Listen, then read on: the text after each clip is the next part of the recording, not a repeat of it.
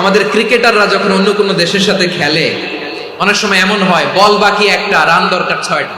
বল বাকি কয়টা? রান দরকার। আপনি দেখবেন ক্যামেরাম্যান তখন গ্যালারিতে খালি দেখায় দর্শকদের যে কি অস্থিরতা।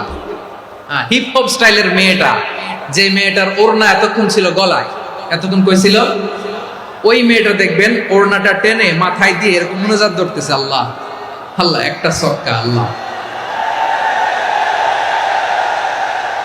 আল্লাহ, আমার লাল সবুজের পতাকারে তুমি অপমানিত কইরো না আল্লাহ, ইন্ডিয়ার সাথে আমাদের খেলা, আল্লাহ আল্লাহ, একটা ছক্কা, একটা একটা। পুরো খেলা জুড়ে এই মেয়ের ওড়না ছিল গলায়, কিন্তু যখন 1 বলে 6 রান দরকার, ওড়না চলে আসছে কোথায়? মাথায়। আবার মুনাজাত আছে না নাই? ঠিকই বাংলাদেশের দামাল ছেলে এমন এক শট মারলো, বল চলে গেল স্টেডিয়ামের বাইরে, ছক্কা, জিতে গেলাম আমরা। পুরো স্টেডিয়াম জুড়ে চিৎকার, হই হুল্লোড়, মৌজ মাস্তি। যেই মেয়েটা মাথার মধ্যে ওড়না দিয়ে এতক্ষণ সুবহানাল্লাহ সুবহানাল্লাহ বলে আল্লাহর কাছে দোয়া করেছে, ওই মেয়ে এখন আবার ওড়না ফেলে দিয়ে নাচা শুরু করে দিয়েছে।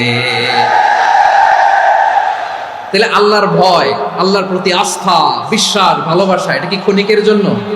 মানে আমার যখন লাগবে তখন আল্লাহরা ইউজ করবো নাকি? হ্যাঁ, বিপদে আপদে, সুখের সময় দুঃখের সময়, সচ্ছল অসচ্ছল অবস্থায় বিশ্বাসীরা ভরসা রাখে একজনের উপর, চিৎকার করে বলে পটুয়াখালী তিনি কে?